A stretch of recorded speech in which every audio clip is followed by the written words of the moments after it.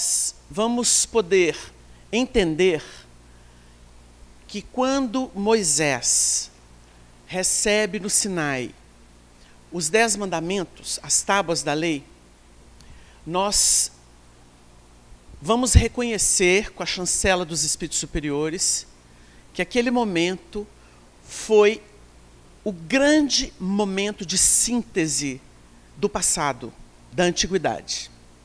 Ali surgia a primeira codificação dos temas relacionados com as leis cósmicas, definindo um roteiro moral para a humanidade. Mas o assunto foi trabalhado adredemente. Ontem, o próprio cerimonial leu aqui um texto de Kardec, mostrando os registros antigos da mediunidade, ou dos médiuns, entre povos dos quais nós temos apenas registros, porque houve grandes transformações. Então, quando se estuda, por exemplo, o Egito, quando se estuda a história da Índia, com os seus expoentes, Krishna, quando nos reportamos aos caldeus, quando nos reportamos a outros ambientes antigos, nós vamos ver que existiam ali nascentes que foram percorrendo os territórios culturais da época até desaguar nesse mar de possibilidades que foi definido com Moisés. Então, o grande movimento que definiu a lei de justiça foi obra de revelação espiritual. Nós tivemos a fecundação de grandes figuras que Emmanuel vai dizer que foram os trabalhadores, os ministros do Cristo que vieram preparar o terreno para ele. Então, nós temos muitos registros, obviamente que dentro de um plano de entendimento daquele tempo, mas que encontraram o seu zênite, ou seja, o seu apogeu no Decálogo. O Decálogo resume o esforço de desenvolvimento moral e espiritual daquele tempo. E ele vai definir um marco para a humanidade. Haja vista que o Decálogo inspirou não somente as pátrias do Ocidente, mas também do Oriente. Ele é base, por exemplo, para o Corão. Nós vamos observar que há uma imbricação, né, um desenvolvimento dentro da interpretação, da exegese ou da composição de novos documentos religiosos para a humanidade, tendo como base o Decálogo. O próprio Moisés, como acontece geralmente com as culturas religiosas, filosóficas, ele buscou desenvolver o Decálogo. Então, nós temos livros em que ele estabelece regras, estabelece leis, mandamentos. Quando a gente observa que os registros colhidos por ele são desenvolvidos para poder reger um povo ou uma cultura, a gente vai entender que até hoje nós estamos tentando desenvolver e explicar o que aconteceu com Jesus, os ensinos de Jesus, a sua vida. Nós estamos fazendo isso com o Consolador, que é um terceiro movimento universal. Então, nós estamos aqui reconhecendo que a revelação ela tem o seu momento de constituição, caminha para a síntese, e depois da síntese vem a análise. Nós estamos analisando esses documentos. A nossa humanidade, em termos morais, ela ainda vive na lei de Moisés. Nós ainda precisamos do não, não, não, não, não, porque temos o espírito irrequieto, desobediente, com tendências ainda bem personalistas. Então, a lei é indispensável. Nós notamos a facilidade com que as religiões muitas vezes preferem se reportar às maldições, às regras. Quando Jesus chegou, ele resumiu. Nós estivéssemos aqui com o Haroldo, ele sabe de cor, né? Quantos mandamentos existiam desde que Moisés recebeu as tábuas da lei e foram criando regras. São sistemas humanos. Mas quando Jesus surgiu, ele resumiu a lei e os profetas, ou seja, tudo aquilo que foi desenvolvido, interpretado e imposto para as criaturas como capacidade de respeitar Deus, seguir a Deus, sistemas, tudo isso, que pode ser chamado de teologia, o estudo de Deus e, naturalmente, a aplicação disso, foi resumido por Jesus em 2 mandamentos. Amar a Deus e amar o próximo como a si mesmo. E o segundo é semelhante ao primeiro. Ou seja, Jesus resumiu tudo em amor. Mas a gente, para entender amor, precisa decodificar amor. A pessoa, por exemplo, hoje, ela fala assim, para amar eu tenho que ter paciência. Decodifica o amor. Para amar eu tenho que ser humilde. Decodifica o amor. Porque todas as virtudes saem do amor. Ou elas constituem o amor. Mas a gente precisou de uma longa estrada para chegar ao entendimento. E ainda ele não está completo. Por isso que a gente ainda vive, em termos morais, muito preso às tábuas da lei. Elas ainda regulam a nossa vida. O Evangelho é para o futuro. Uma vez o Chico Xavier disse assim, 2000 anos é um tempo muito curto para a compreensão do Evangelho. E é verdade. Porque nós estamos no relativo. Jesus é espírito puro, nós somos impuros. Dentro daquela classificação que Kardec faz a partir da questão número 100 de O Livro dos Espíritos. Então, ele vai definir 10 classes. Então, nós temos, embora desenvolvendo alguma bondade, a gente ainda tem componente daqueles 5 primeiros que tratam dos espíritos impuros. A gente vai apresentar essa mescla. E precisamos, às vezes, numa área a pessoa é livre, mas na outra ela está em expiação. A Sheila, no livro Passos da Vida, psicografado pelo Chico, ela fala de pontos mortos no campo da alma. E ela vai falar que é toda vez que a gente se eclipsa diante de um testemunho, diante de uma prova, diante de uma oportunidade, a gente vai mostrar um lado sombrio. São os pontos mortos. E nós sabemos que, pelo processo reencarnatório, nós temos uma especificidade. A gente reencarna com um plano para trabalhar uma área, 2, 3, depende da habilidade do espírito, da condição dele. Mas existem zonas, áreas, que ainda não podem ser reveladas. Um exemplo disso ficou no nosso lar, quando Dona Laura e seu Ricardo reviram, não mnemonicamente, não dentro de si, mas projetados em tela, 300 anos passados de suas existências na Terra. Ou seja, eles estavam habilitados ao recapitular, até 300 anos de experiência. Os maus feitos, os acertos, aquilo forma um conjunto. Mas eles deram uma dica. Mas eles não têm só 300 anos. E quanto mais para a retaguarda a gente caminha, mais bruto era. Mas tudo faz parte de desenvolvimento de potencialidades.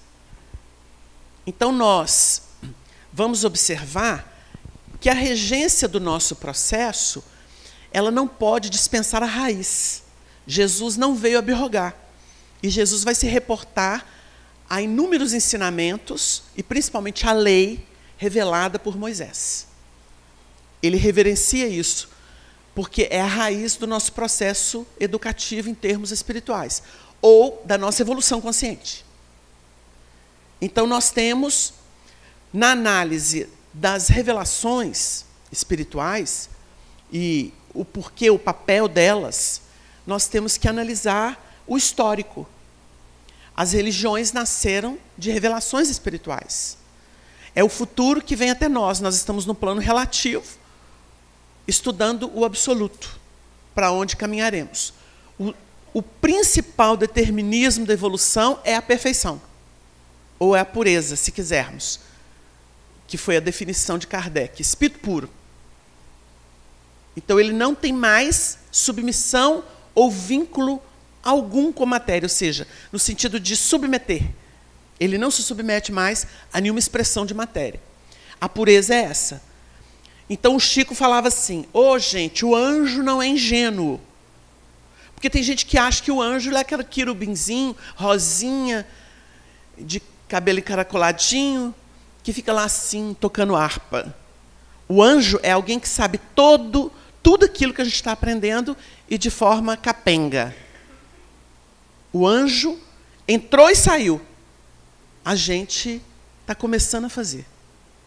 Então o anjo é sábio, que é o espírito superior, que está caminhando para a perfeição, para a pureza máxima.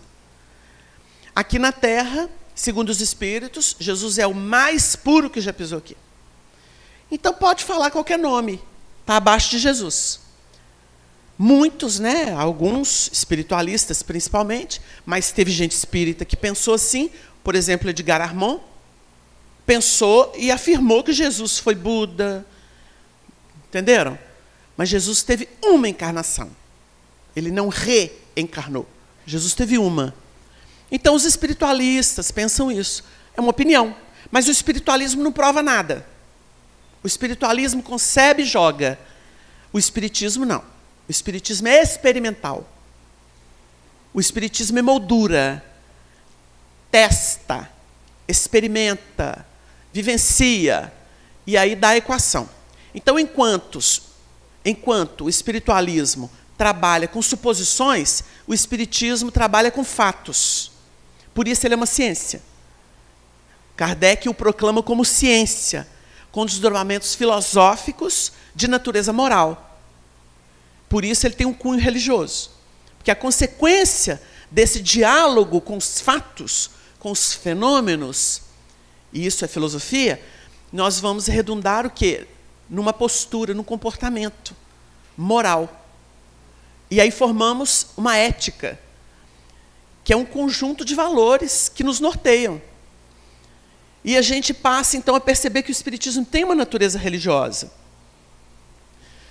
Quando Jesus surge no mundo, dizendo que não vinha abirrogar, mas dar cumprimento, ele vem interpretar. A gente lembra do Chico Xavier de novo, quando ele diz assim, orientação tem muita, o que falta é intérprete. É como se dissesse assim, no campo das artes, do teatro.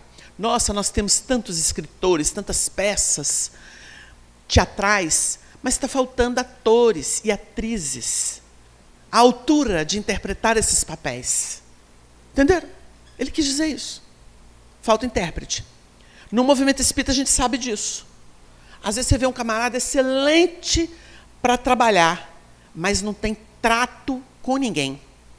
Aí os espirituais falam assim, é uma máquina de produzir, mas falta o essencial, que é o carinho, a paciência, a maleabilidade, que a humildade dá.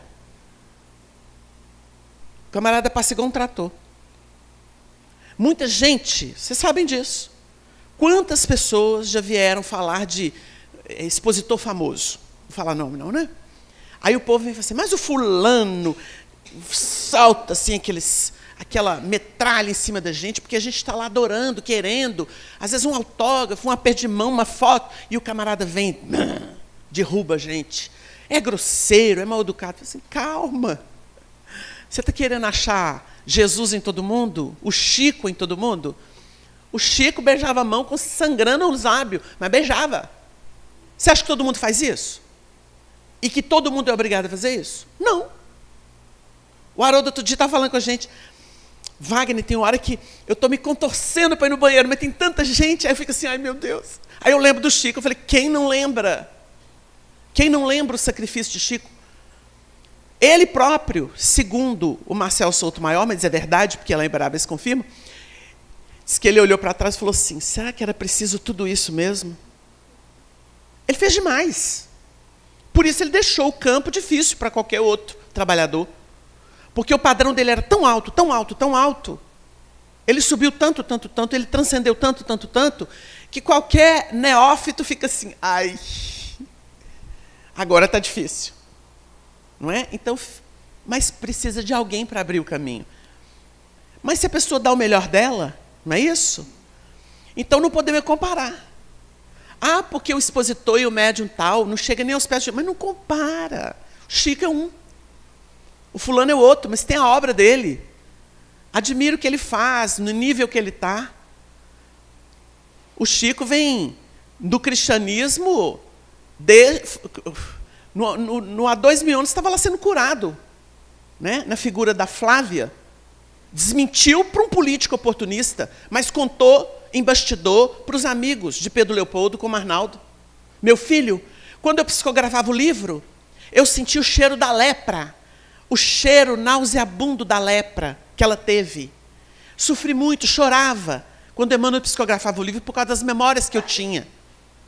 Isso estava em confidência com os amigos. Agora vai colocar isso na rua, como aconteceu lá com o vereador, porque você foi a Flávia. Ele desmentiu na hora.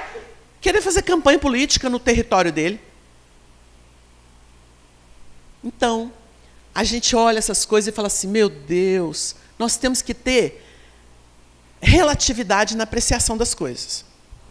Mas, voltando ao nosso tema essencial, os fenômenos que nunca deixaram de existir, por isso a gente citou as tábuas da lei como um fecundo momento da humanidade no sentido universal.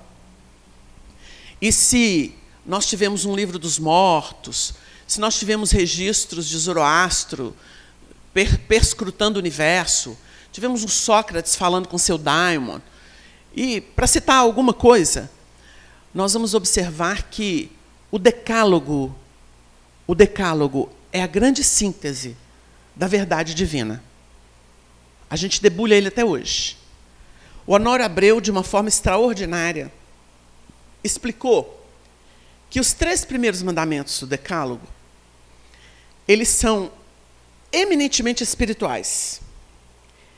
E eles foram debulhados nos próximos 7, que é aqueles não, aí na relação pessoal do indivíduo um com o outro.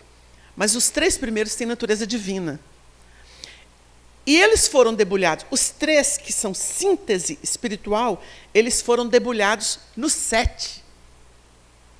Como se estabelecesse ali critérios para a vida social, em razão da implantação de valores morais. Quando a criatura começa, então, a se despertar para algo subjetivo que, na verdade, tange o espírito. Ele deixa de ser matéria e de se julgar matéria para começar a cogitar da alma, ou seja, daquilo que é a essência dele. É um trabalho de longo curso. Por isso que a gente, ao observar os movimentos da Terra, o grosso da humanidade, a gente tem que falar assim, tem que ter paciência. No mundo em que nós temos um Chico Xavier, uma Teresa de Calcutá, pela grandeza de suas realizações, um Gandhi, você tem monstros, como, por exemplo, os da guerra da Síria, ou um Hitler na Alemanha. Você tem monstros, você tem disparidade. O que muita gente não entende é que, no campo físico, no campo material da evolução, que é um laboratório experimental para desenvolvimento de potências, em síntese, nós não vamos ter o que é do mundo espiritual organizado. Porque no mundo espiritual organizado, por exemplo, uma faixa de Nosso Lar e outras colônias, até mais evoluídas do que Nosso Lar, há uma definição. É como se, para adentrar ali, tem que ter um padrão vibratório X ou Y. Porque lá não tem miscelânea. Lá não tem miscelânea. É seletividade. Onde tem miscelânea é onde tem matéria densa. Porque aí é o laboratório. Aí é o lugar do testemunho, onde nós precisamos lidar com as diferenças. Uns espiam, outros provam, outros são missionários. E mesmo dentro disso existem gradações. Então, quando nós lidamos com o Espiritismo, como é que ele nasceu? Ele nasce de fatos, de fenômenos. Existe um texto de Humberto de Campos, eu não vou precisar agora, porque eu não olhei isso, me ocorreu agora. O Haroldo gosta muito dele, ele usa muito esse texto, porque, curiosamente, quem assina o Prolegômenos, que é a introdução do Livro dos Espíritos, primeiro, é João Evangelista. É João Evangelista. E nesse texto do Irmão X, Jesus conversando com João, no além, no grande além, ele começa a remontar a história da humanidade e os investimentos que foram feitos para que o Evangelho pudesse entranhar os corações, como mensagem redentora. Por que redentora? Porque se a criatura aprendeu a amar, não precisa mais de prova nenhuma. Se ela ama, não tem prova. Chico, você é feliz? Muito. Mas, Chico, o povo te bate, o povo te persegue, seu nome está no jornal, todo mundo duvida de você. Mas eu sou feliz, porque aprendeu a amar. Quem ama, perdoa. Quem perdoa, não tem quisto, não tem bloqueio, não tem amarra, não tem milindre, não tem suscetibilidade. Não é isso? Quem aprendeu a amar se libertou. Eles vão chegar, eles vão compreender. É o tempo. Quem ama, ama. Quem não ama, tem pressa. E vai no chicote, e vai para a luta, e vai para o embate. Então, conversando, ele chega à seguinte conclusão. João, se os homens não entenderam e não quiseram atender esse chamado, doravante, você vai chamar todos os espíritos e eles vão falar com os homens. Ali se define o quê? Esse texto do Irmão X, ele serve de base para entender por que é que se deu o movimento do Consolador. Agora, os espíritos vão falar com os homens. Ou seja, é uma atitude drástica. Agora os mortos vão falar. Os mortos irão falar. Nesse texto, nós temos subsídio, porque é bastidor do mundo espiritual, para entender que as vozes vieram. E elas vieram para instruir, para testemunhar, para ensinar, para fazer valer o que presta. Tirar o espírito da casca. O papel é esse. Então, na questão 628 do Livro dos Espíritos, nós temos Kardec, numa sequência de perguntas, indagando da espiritualidade, por que aquele momento, o porquê daquele momento, das comunicações. Se Jesus, o Evangelho, encerra tudo, todo o conteúdo, se ele é referência moral para a Terra, por que a gente precisava de novos ensinamentos? Aí eles explicam o seguinte: em todas as épocas da humanidade, os homens sempre tiveram comunicações, revelações, que se submeteram à cultura da época, que se submeteram ao padrão do tempo. Mas hoje, as comunicações que eram trazidas, elas eram completas, porque a humanidade havia atingido um patamar para isso. Quando a gente analisa o conteúdo dessa resposta, nunca, em nenhuma época, os homens receberam comunicações tão completas quanto as que hoje lhes são dadas. Sem sofisma. Notem que Allan Kardec era um linguista.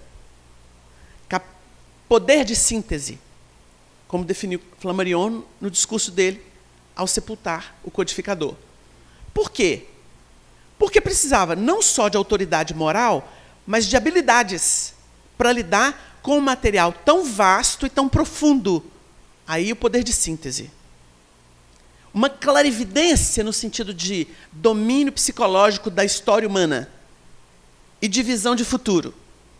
O elemento tinha que juntar tudo isso. Então, quem fala do codificador tem que limpar a boca. Porque é um espírito daqueles raros. O povo admira muito o Emmanuel, que sabe história evolutiva da humanidade como poucos.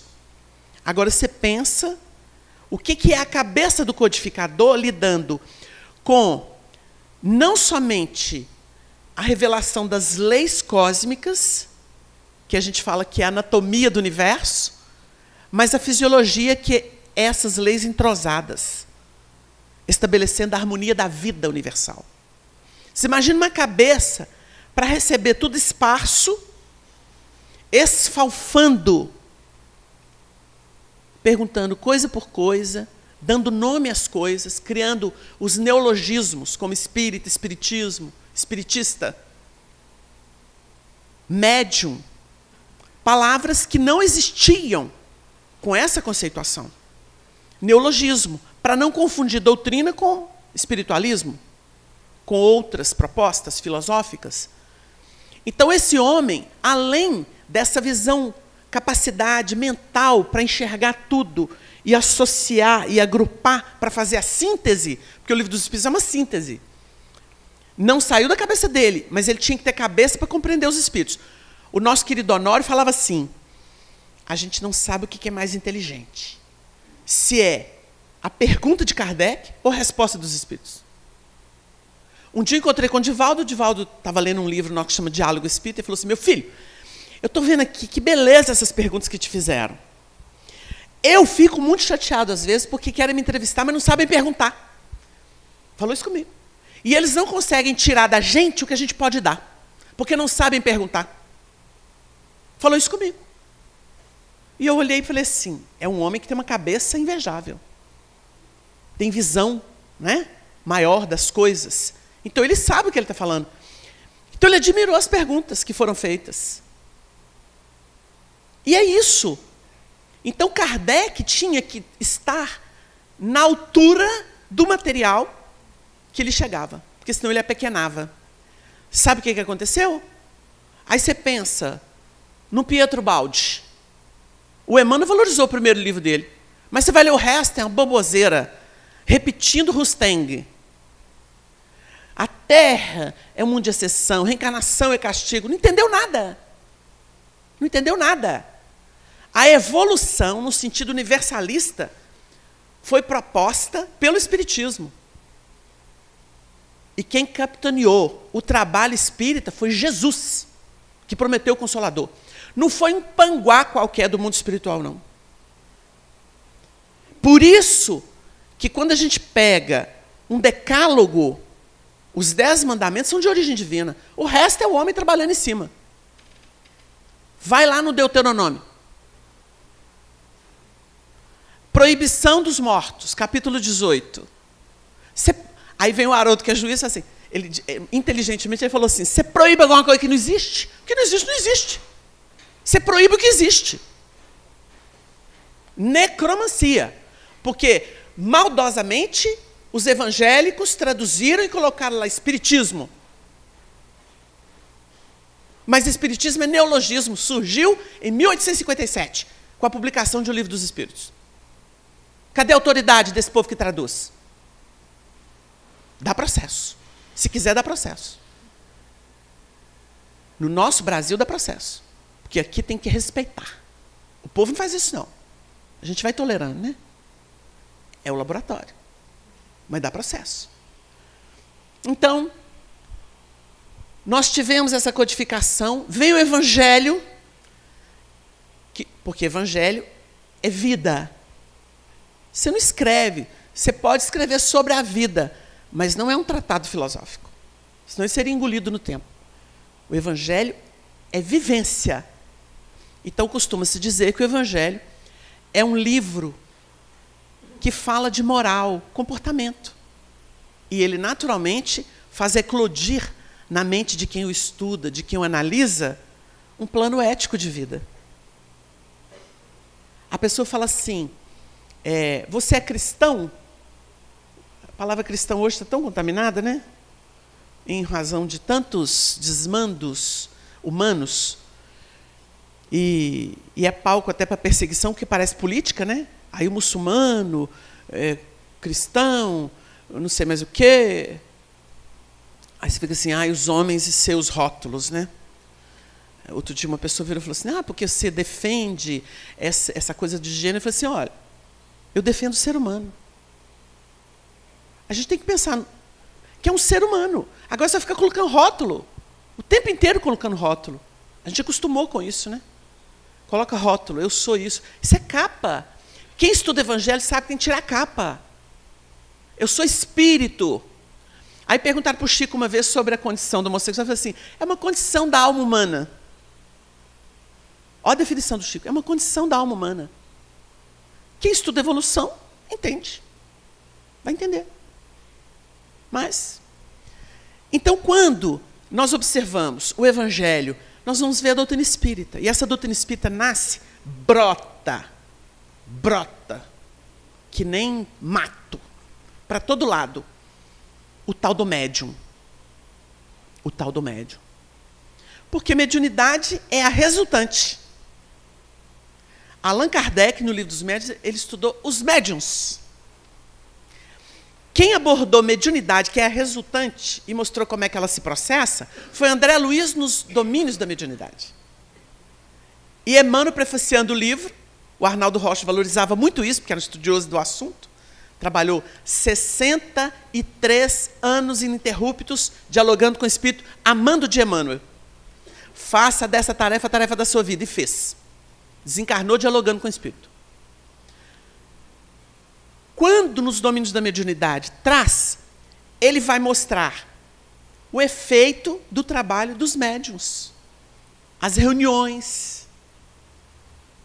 Então, o Emmanuel, prefaciando, ele vai dizer assim, agora nós estamos apresentando a visão do mundo espiritual para a Terra, do efeito do trabalho dos médiuns, que é a mediunidade. Aí a gente, nossa, a obra ilustra a outra da codificação. Porque o Chico foi usado pelos espíritos para ilustrar, desenvolver a obra da codificação. Aí fica um monte de gente no seu quadradinho, achando que é maior do que a obra do Chico, do que os espíritos que organizaram a sua missão, e fica dando pitaco, né? André Luiz, que ciência é essa? Isso nunca foi ciência. Ué, não é ciência do homem, mas é uma ciência transcendental. E ele procura criar links com temas, com assuntos, para facilitar a ambientação desse material. Porque submeter o mundo espiritual ao que o homem descobriu e chama de ciência é temerário, não é? Então, cria-se algum recurso de lógica, porque a lógica é a métrica do espiritismo. Não tem lógica, abandona, põe de molho. Porque nós não podemos ficar criando sistema em cima de um conteúdo revelador, senão nós vamos repetir as histórias religiosas. O judeu está preso até hoje com os profetas e a lei, fechados. Tem valor? Tem. Tem. Porque o conteúdo da primeira revelação é explicado pela última. O Honório, de uma forma inspiradíssima, certa feita, disse assim, vocês vão entender que na vida a síntese é trina. Deus, Espírito e Matéria. Revelação, primeira, justiça. Segundo, amor. A última, verdade. O primeiro livro da Bíblia é o Gênesis, origem.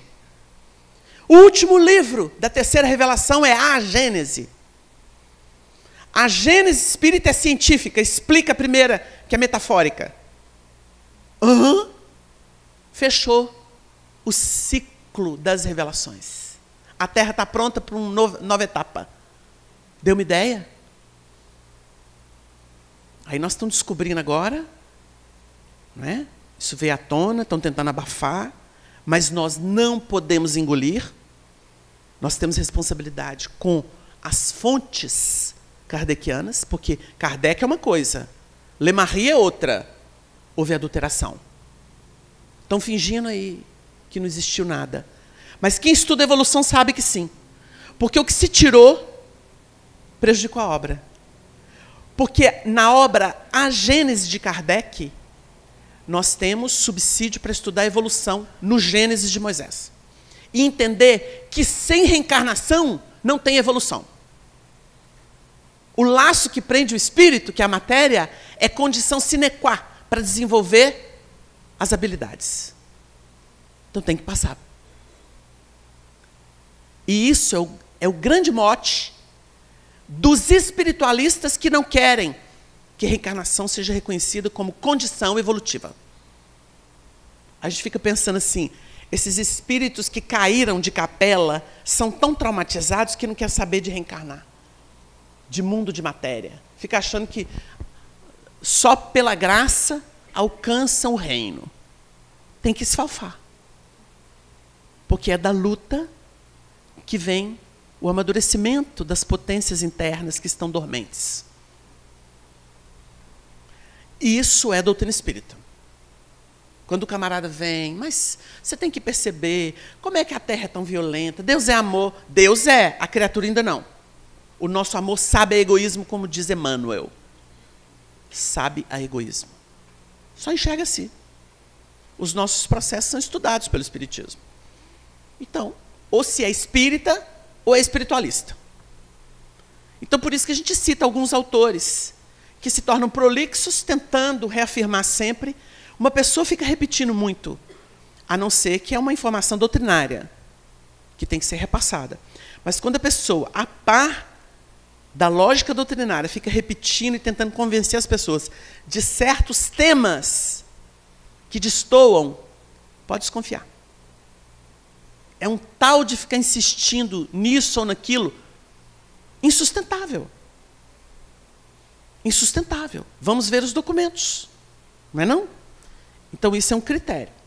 Revelação é desafio, porque é o futuro vindo para a nossa retaguarda. No movimento das mesas, nós vimos as habilidades espirituais utilizando os indivíduos ainda sem ciência das suas potencialidades, que são os médiuns. E esses movimentos chamaram a atenção da humanidade.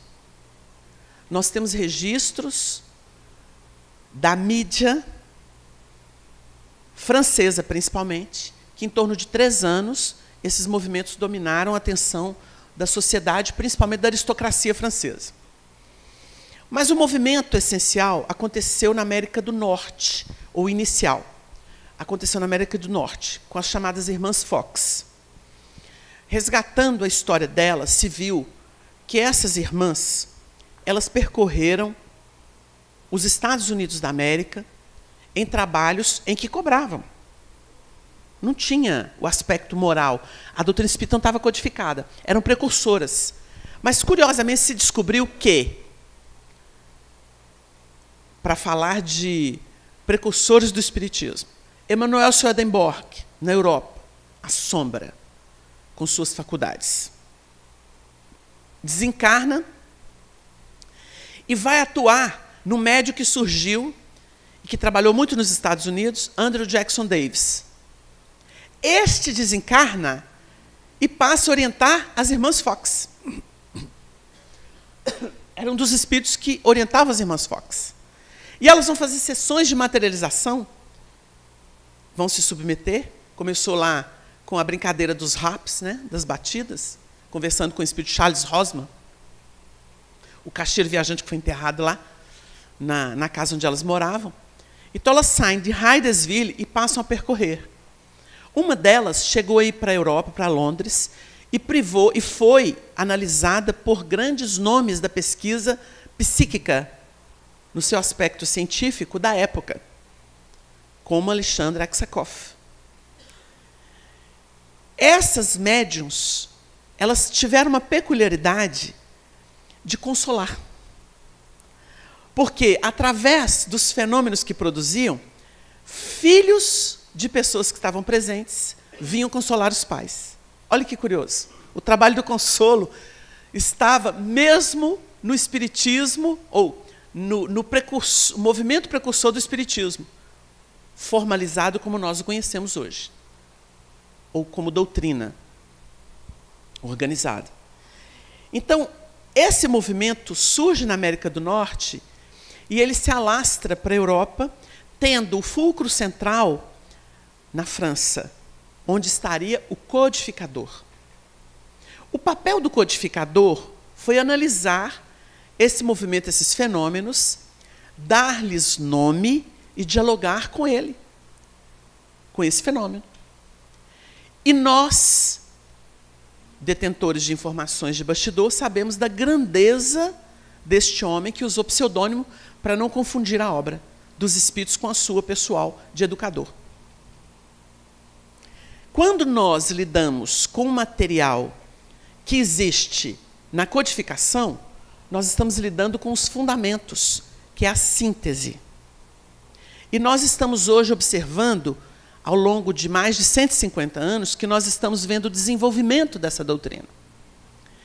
A doutrina em si, ela é essência. O que Kardec fez foi abrir, descortinar a relação do mundo corporal com o mundo espiritual. O mundo espiritual pré-existente define o mundo corporal e passa a influenciá-lo, e há um intercâmbio permanente. Nós não podemos dissociar. Um dia o Chico, conversando com um grupo de pessoas, disse assim: "Ô, gente, mas o que é a Terra senão a materialização do mundo espiritual?" Em seus diversos aspectos. Porque nós temos ambientes aqui que lembram, pelo menos postura, pessoas, ações, que lembram espíritos mais nobres, de melhor nível. E temos regiões que lembram umbrais, ou mundos muito primitivos, em que as criaturas não têm noção das coisas.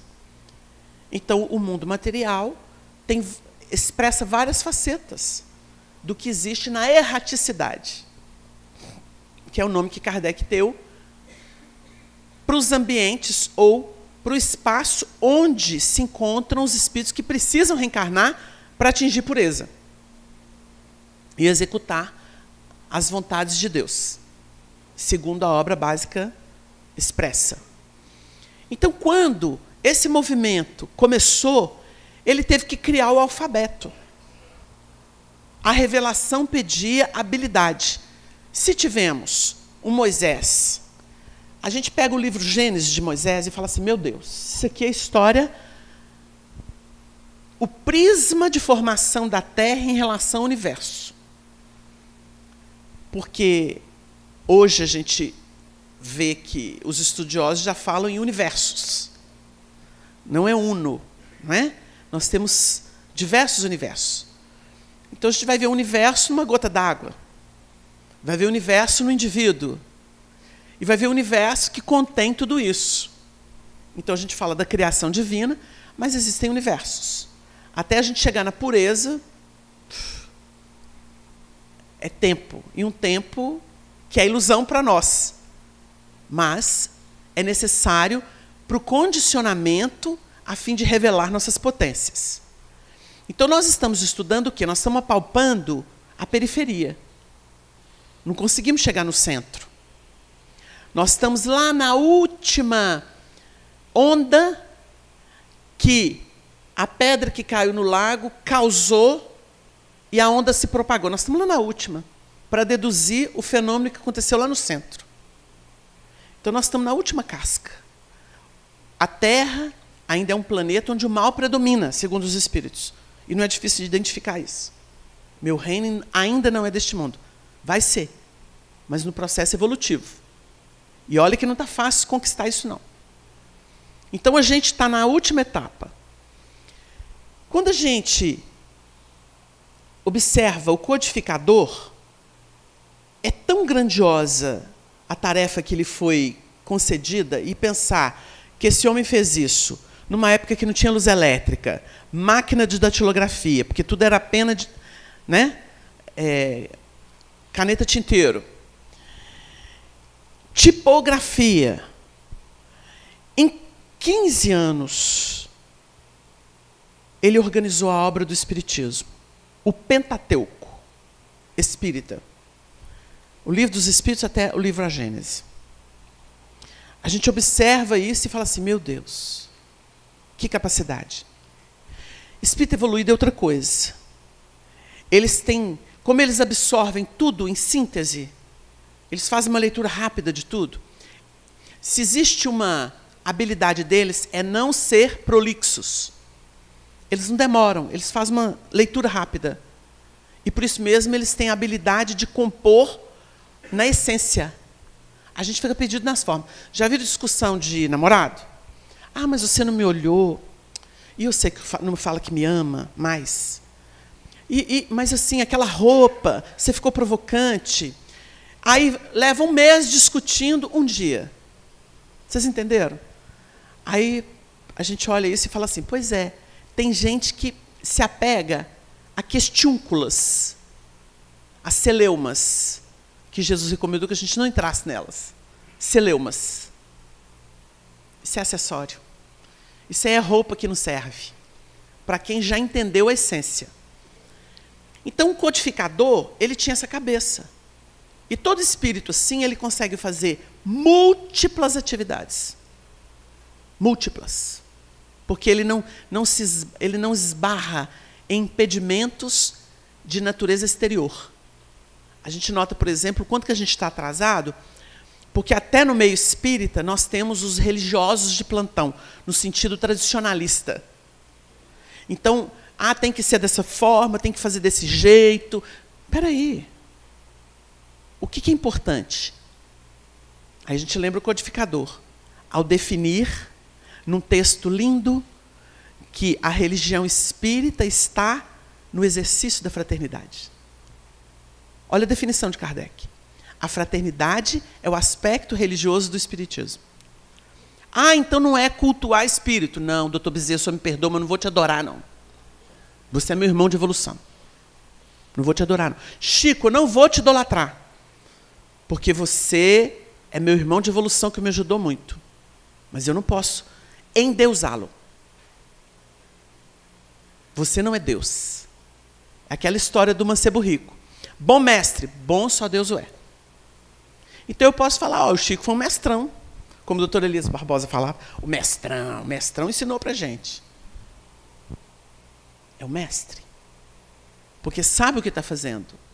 Ele está orientando, ele está na frente, então ele orienta. É o irmão mais velho, mais maduro. Então ele colabora com a gente. Quando a gente observa o trabalho do codificador, é o maestro.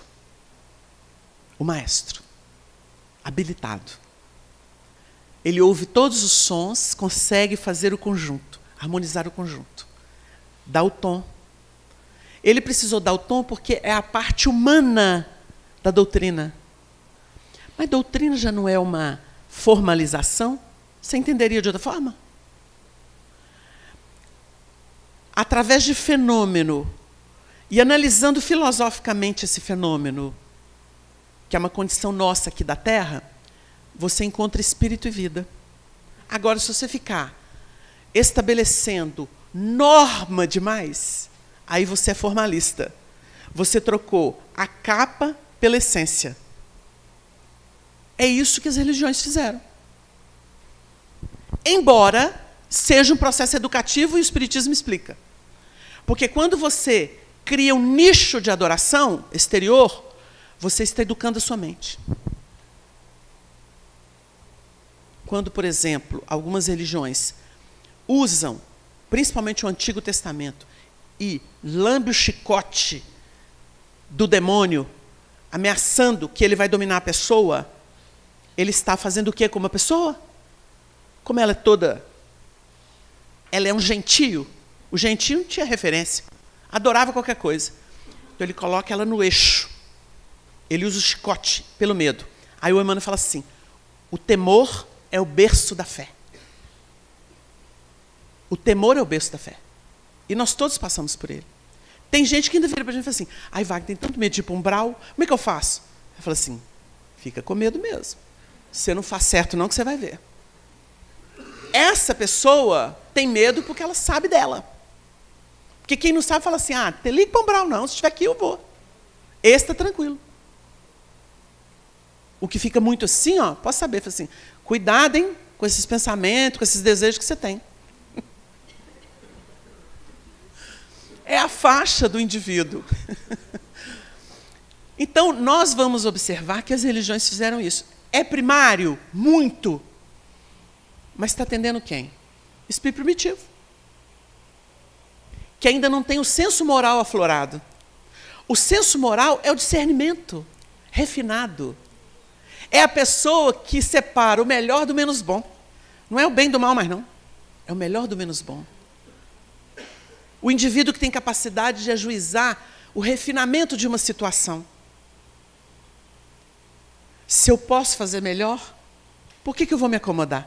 Esse é o pensamento de quem tem senso moral. Então, às vezes, o indivíduo na sociedade, numa profissão, ele fala assim, meu Deus, como é que a pessoa pode pensar assim? Aí quem estuda evolução fala assim, é natural, o mundo está misturado. Tem gente de todo tipo aqui, em todas as escalas evolutivas pertinentes ao nosso planeta. Nossa, se viu tão bonitinho, tão arrumadinho e agiu de uma forma criminosa. Ué, roupagem é a coisa mais comum do mundo. Nós todos estamos escondidos.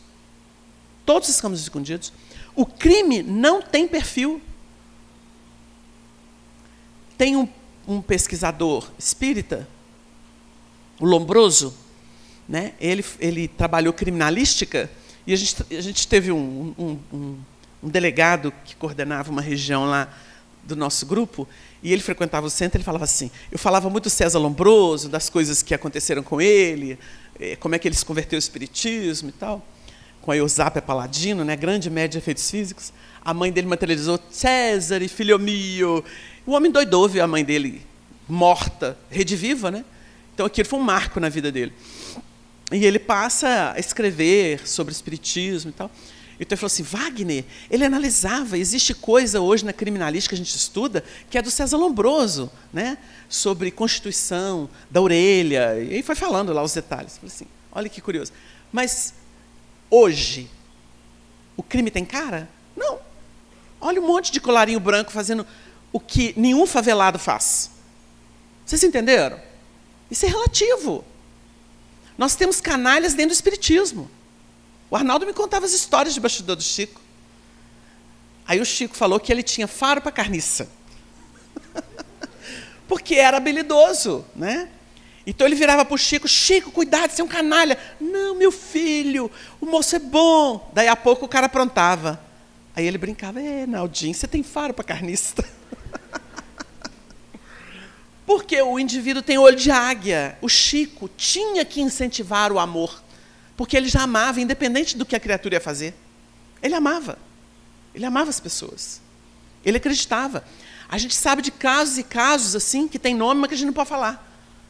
De canalice no movimento espírita. Com o Chico, em cima do Chico. O Chico deixou a Comunhão Espírita Cristã, fundou o grupo da prece, porque não aguentava mais. O povo usando ele. Mas isso aconteceu desde Pedro Leopoldo. Impressionante. Canalice está para todo lado, né? Então, não tem cara. O Chico perguntou para o Emmanuel assim um dia, Emmanuel, quem é o criminoso? Ele está fazendo um estudo psicológico. O Emmanuel respondeu assim, qualquer um de nós a descoberto. Ixi. O Wagner, não me cutuca muito não, porque eu não sei quem que eu sou. A gente vai tentando, não é? Mas chega uma hora que você pode tropeçar. E os pontos mortos? A gente não se conhece. Nós vivemos hoje uma personalidade, mas a individualidade contém várias personalidades. Eu posso ter um estrião do meu passado que, se ele cismar de aparecer, Deus me livre. Vai falar assim, o Wagner está obsidiado por ele mesmo. Porque existe isso, autoobsessão. A pessoa pergunta como? Você tem pontos vulneráveis. O Tiago estudou isso. São as concupiscências. São as tendências infelizes do indivíduo. Elas podem florar no momento que você menos espera. Nós estudamos processo evolutivo, a gente pega um centro, né, uma laçadazinha que começou as coisas. A próxima laçada, ela passa muito perto e abre, quando a gente pensa numa laçada espiraloide. Então, você pega um centro da evolução, vai. A outra vai. E vai. O que acontece? Você revisa muita coisa. Porque você percorre, embora distanciado um pouquinho, você percorre as mesmas experiências ampliando. E o termo da criação, água de cima, água de baixo, e no meio a expansão, do livro Gênesis de Moisés, para falar da criação, aquilo é casa mental. É a imagem da casa mental.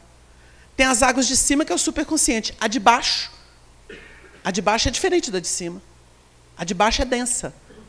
São as experiências. Então, a gente costuma ver aquela imagem e fala assim, a expansão é o hoje. É quando você pode se valer da água de baixo e da de cima em medidas apropriadas e operar o melhor. Porque se você não tiver alguma experiência, alguma vivência, você não sabe nada. Então, o passado é importante. Mas essa vivência, essa experiência do passado tem que ter água de cima para inspirar, para fazer com que ela seja menos densa, mais proveitosa. Onde é o campo de expansão desses potenciais? O hoje. É a nossa encarnação.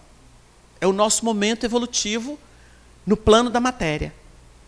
Então, é muito curioso. E a gente pega essa espiral e começa a ver assim, olha como que o reflexo, primeiro, ele se expande e vai ao zênite. Por isso que cada espírito é um. Não existem dois idênticos.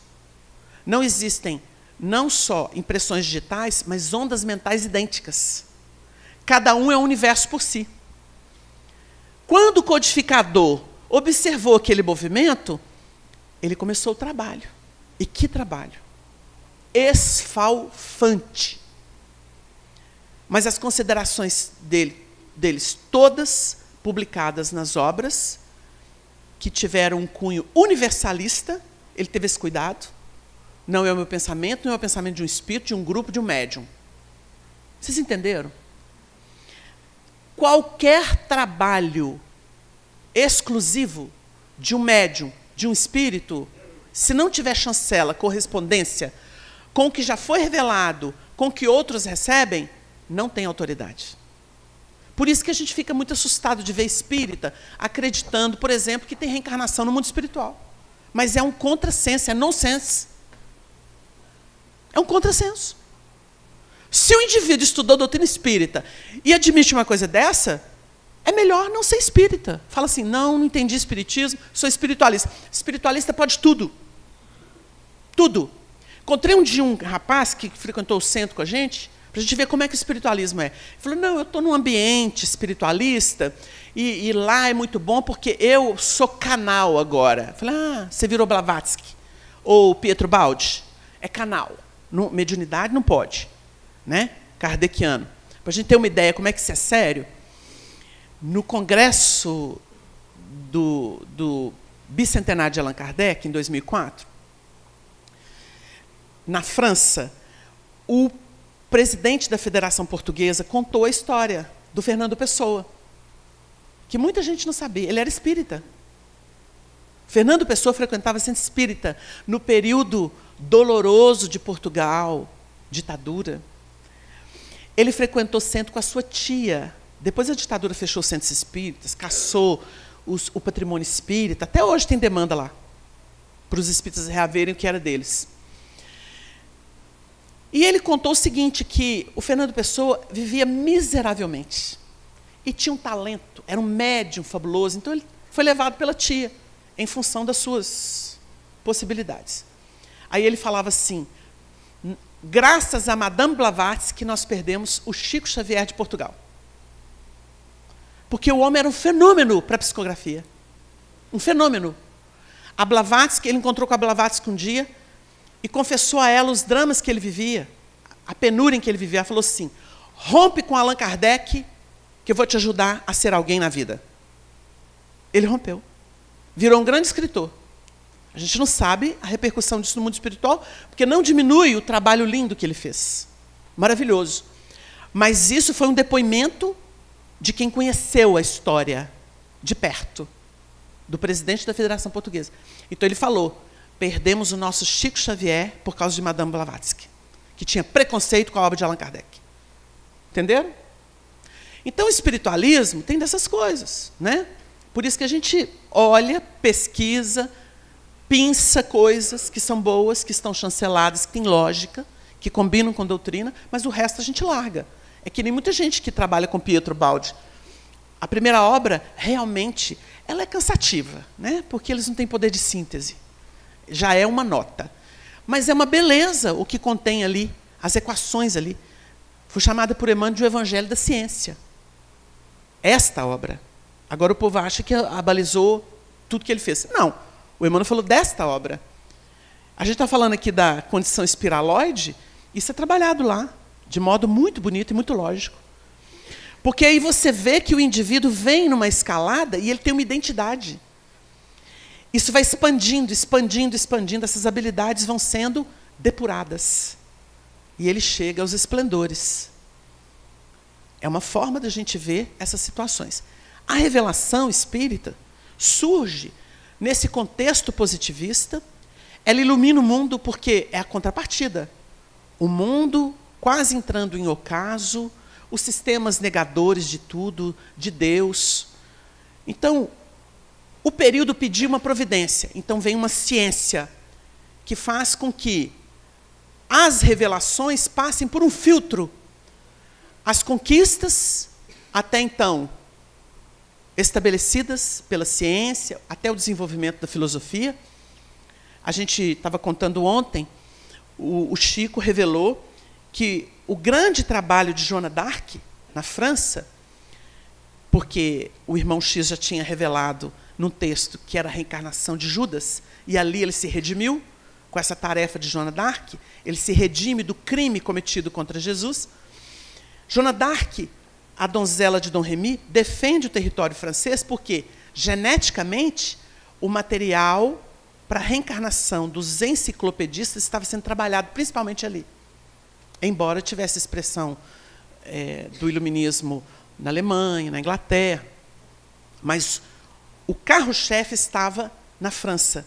Então, quando ela defende o território daquela guerra de muitos anos com a Inglaterra, na verdade, ela preserva o que se estava sendo feito para a reencarnação dos sábios que vinham da Grécia Antiga, na figura dos iluministas, porque eles iriam libertar o pensamento e dar um novo surto de floração à filosofia, fazendo nascer as ciências objetivas. Para quê? Para que o espiritismo pudesse chegar. Do contrário, ele seria abortado por falta de estrutura do pensamento humano. Porque ele vinha dialogar, os espíritos vinham dialogar com os homens. Então, são coisas de bastidor que a gente fica a pensar. Quando o Chico disse isso, muita coisa fez sentido. Aliás, o Chico ajudou a gente muito, né? O professor Henrique Rodrigues, que era de Belo Horizonte, que foi parapsicólogo e viajou o mundo inteiro, fazendo pesquisas psi. Ele não gostava de evangelho, ele falava que era contra carachim. Né? Hoje ele deve estar estudando no além. A gente conheceu pessoalmente. E ele perguntou para o Chico, ele era muito culto, muito inteligente, ele perguntou para o Chico assim, por que é, Chico, que na Gênese a teoria da Lua é ultrapassada, mesmo para a época de Kardec? Porque a teoria que existia lá era da época de Galileu Galilei. Ele falou assim, porque meu filho, Camille Flammarion, era a reencarnação de Galileu Galilei.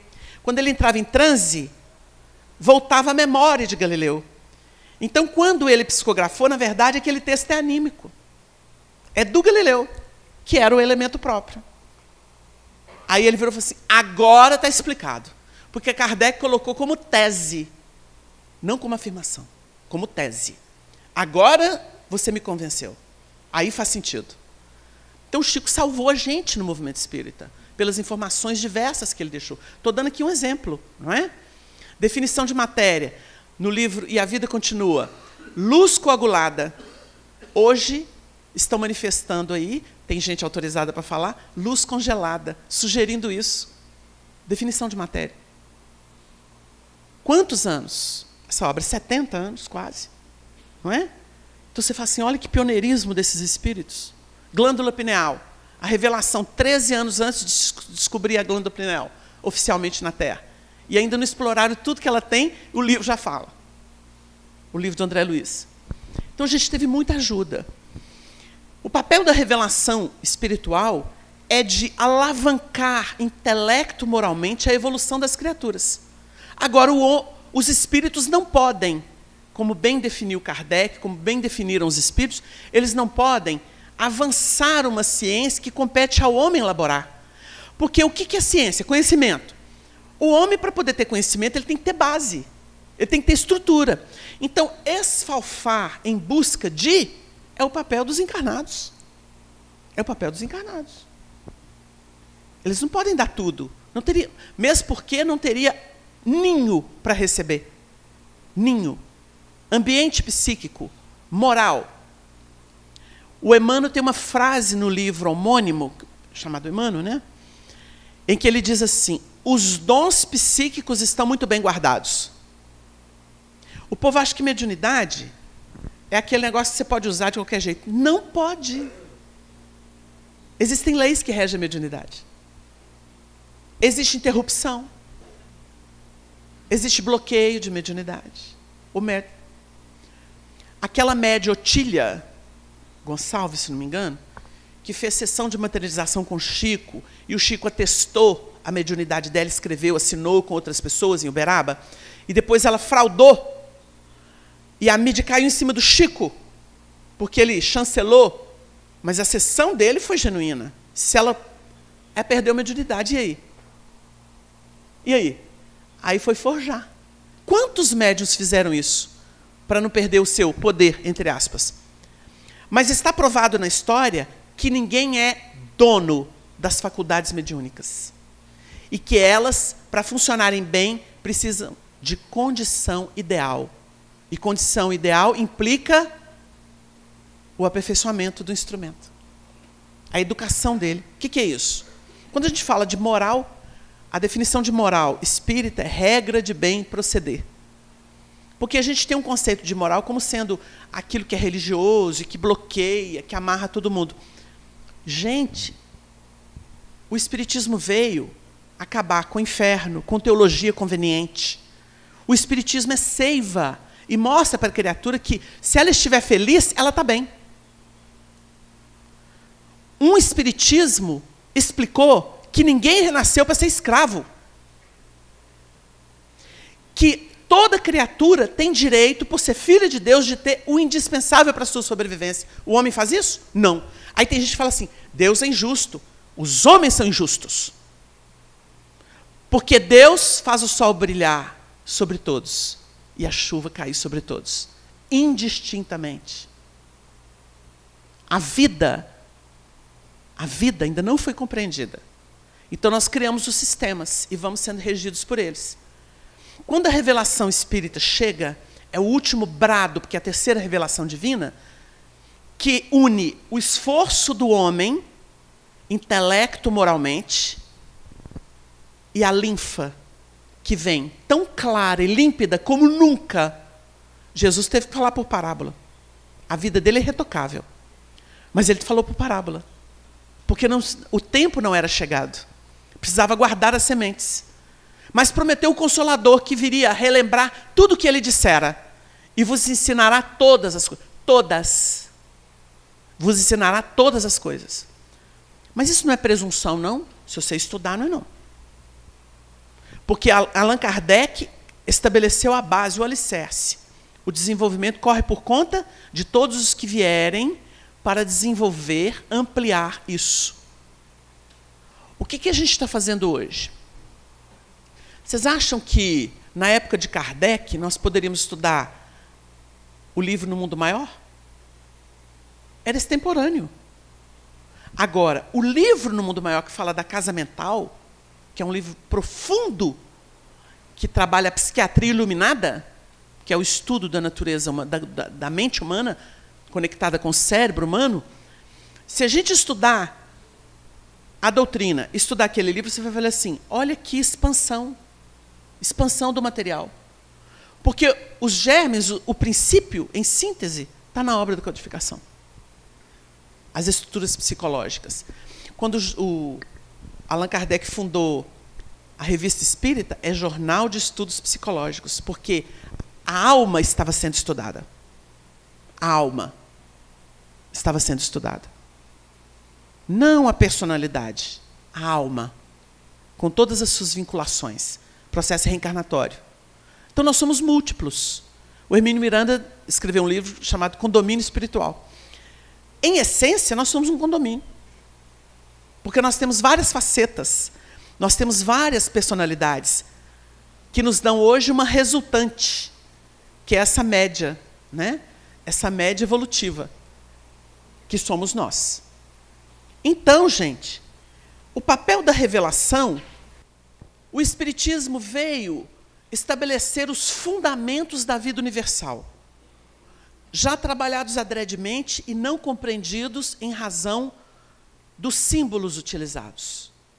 Então, é uma ciência que dialoga com as revelações, e elas estão imbricadas.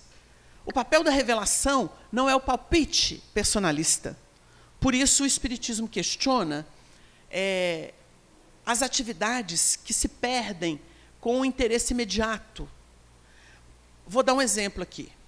O Honório Abreu brincava com a gente, ele falava assim, ó, o dia que os espíritos de natureza melhor vierem aqui para falar qual que é a metragem do centro, que salas que nós temos que ter, e começar a se imiscuir na administração humana, nós temos que fechar a reunião mediúnica e começar a estudar tudo de novo. Muita gente assusta com isso. Mas os espíritos não podem falar isso? Podem, mas não devem. Porque isso é o trabalho humano. É só estudar o primeiro capítulo do livro A Gênese. Tem coisa que é do homem. Mas eles não podem nos inspirar. Inspirar é uma coisa, agora ficar dependendo de espírito para tudo. Então, a gente conhece grupo que é assim. A mediunidade funciona. Ah, nós vamos ver se você pode fazer uma tarefa no centro. Vamos pegar lá com os espíritos. Hã? O espírito tem que resolver tudo dentro do centro? Se uma pessoa pode entrar, se ela pode fazer uma atividade, fazer uma campanha do quilo, visitar um enfermo, associar vocês num processo... Tudo bem que o passe, a mediúnica, são áreas mais delicadas, né? Delicadas que precisam de um preparo. Mas vem cá. Allan Kardec, para admitir alguém na sociedade parisiense para assistir os trabalhos de intercâmbio e discutir as ideias espíritas, o que ele colocava como premissa? Ler os livros publicados. O livro dos espíritos e o livro dos médiuns, que já tinham sido publicados. A premissa era essa. Primeiro você vai ler os livros. Você entendeu? E olha que era a reunião mediúnica dele, de psicografia, mas era. E o indivíduo conhecia, então, a doutrina, tudo aquilo que havia sido publicado, e era admitido. Então, a gente precisa ter cuidado, porque nós estamos misturando espiritismo com sua proposta essencial com os vícios religiosos de muitos séculos. A gente tem que ter cuidado. Tem uma historinha besta.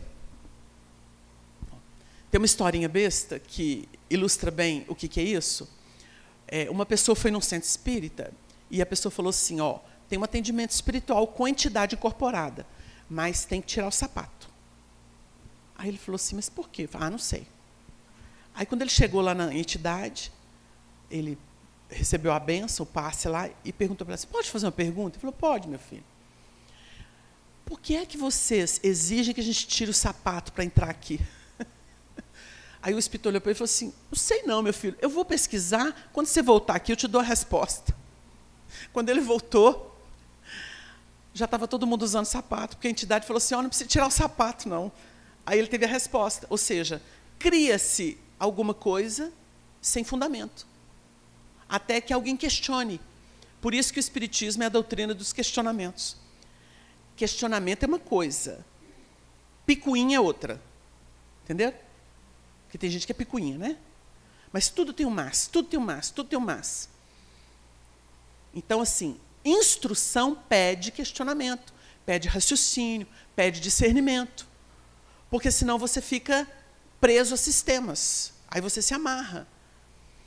Nós temos as nossas reuniões, que são todas muito valiosas, e elas têm o seu cunho de produção, dentro de patamares. O movimento espírita tem muito problema com a área da mediunidade.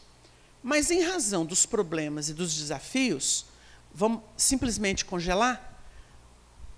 Teve uma época que determinado CREA estabeleceu que aqui em Minas, Conselho Regional, as lideranças falaram assim, nós não mexemos com mediunidade, não.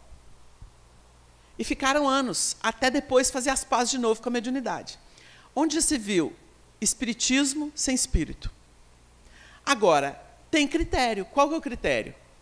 Está no Livro dos Médiuns, está nas obras, principalmente, que Chico psicografou, que dão uma dimensão extraordinária de como que é o movimento de intercâmbio do mundo espiritual para a Terra.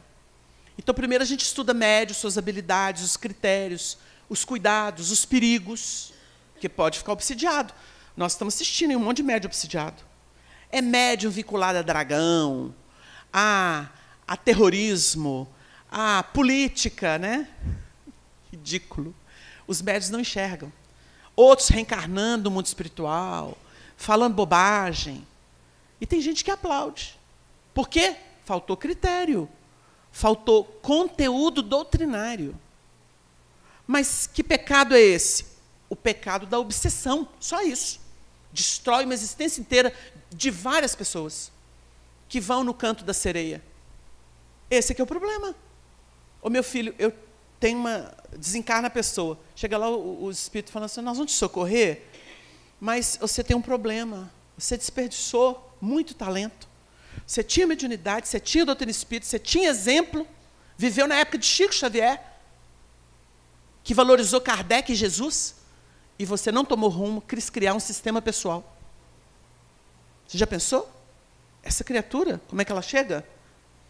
E os que foram, pois é, eu vou reencarnar aqui também, nosso lar. Ô, meu filho, deixa de ilusão. E o dragãozinho? Para vocês terem uma ideia, tem uma reunião em Belo Horizonte, uma pessoa que estudou muito, que tem conhecimento, mas a obsessão é tão impressionante, fascina tanto, que a pessoa não enxerga um palmo diante do nariz. Ela faz reunião de Cristos. Eu conheci a pessoa que saiu do grupo porque não aguentou. Depois conheci uma segunda pessoa. Então, fazia reunião de Cristos. E lá, Maria era arroz com feijão, que nem Zé Grosso, que aparece toda hora. Ele chamava Maria de Baixinha. Baixinha está aí hoje. Desse jeito. Sabe quem que instrui eles? O professor de Jesus Cristo. E isso em Belo Horizonte, Grupo Espírita. Tá? Só não vou falar o nome. Grupo Espírita.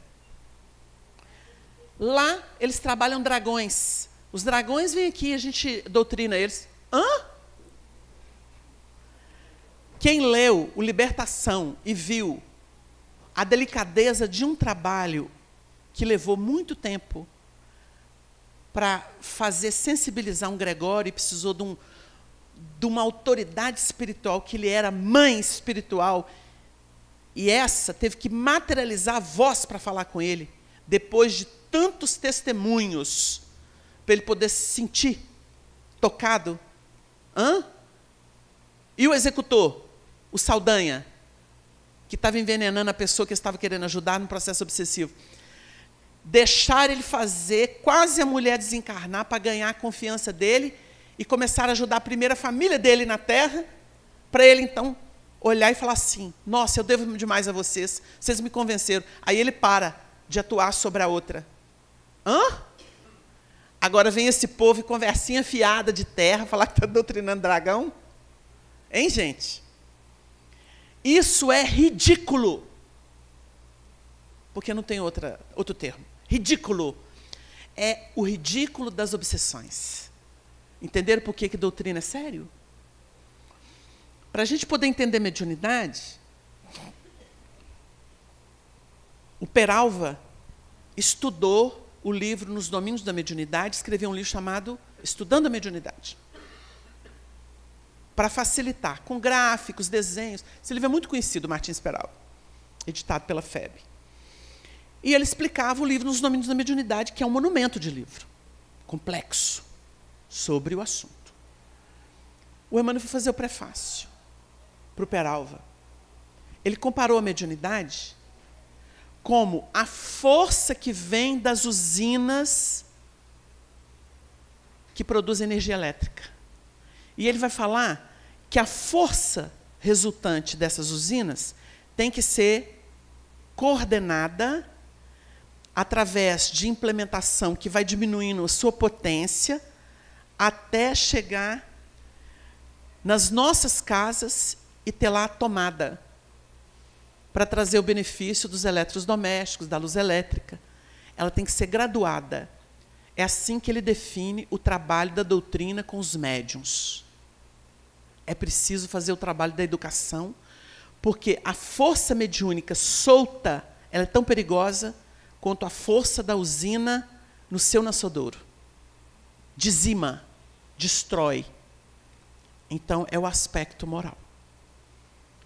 Então, nós vamos fazer um break, um intervalo. Depois a gente volta, continua com as considerações e com a participação de vocês.